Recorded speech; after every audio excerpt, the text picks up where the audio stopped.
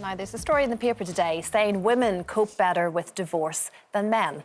It goes against the stereotypical rom-com image of a woman being the broken-hearted one after a breakup.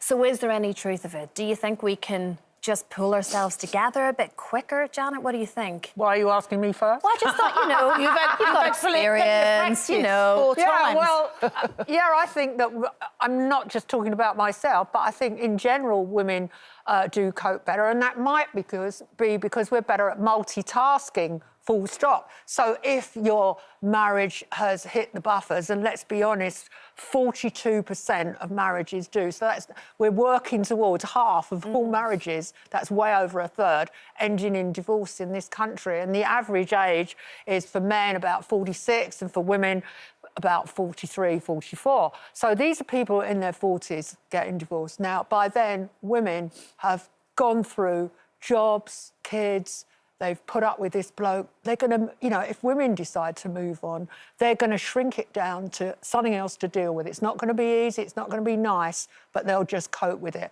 Whereas in my experience, men, it represents, for a lot of men, contrary to what you might expect, men can't cope. They really can't cope. They feel lonely. They feel they don't have a big circle of friends. They're not good at coping with their new status or, situation. And a lot of that article in the Mail, I recognised a lot of the things in it. And I think that friendship group thing's quite crucial, because I think maybe as we get older, a lot of women tend to keep a bigger circle of friends around them. I think and we talk to our friends. And yes, maybe that's it. We communicate, even though we might not see all our friends. And goodness knows, over the last since COVID arrived, we've not been able to see friends, and our friendships have suffered. But we have stayed in touch on Zoom or by telephone, and we've tried to maintain contact with our friends.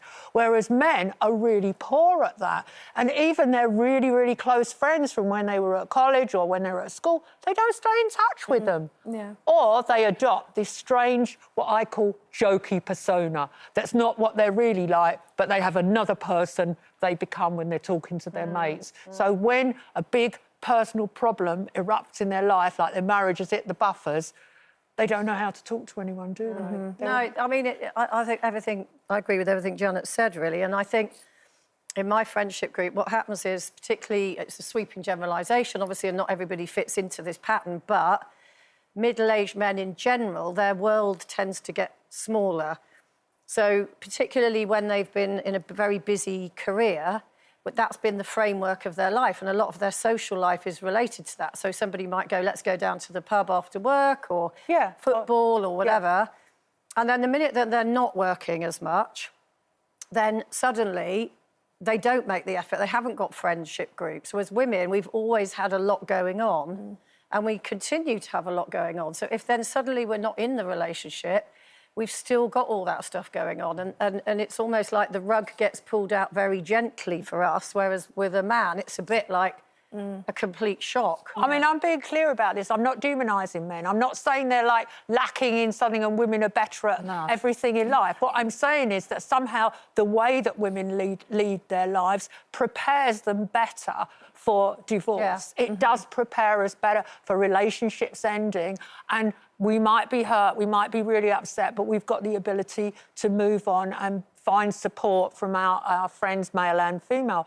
But I just think that modern men, they put too much into work and their lives revolve around work. And since COVID arrived, a lot of businesses have gone bust. That's true. Huge number of small businesses have gone bust.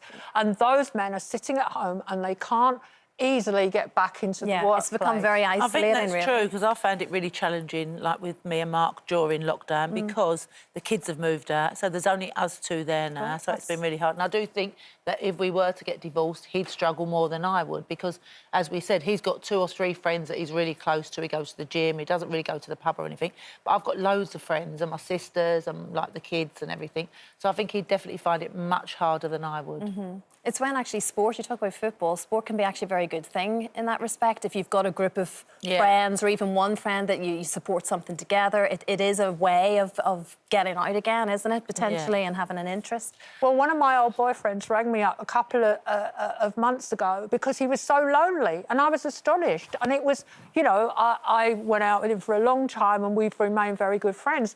But his call came out of the blue, and it was simply because one of his closest friends had died.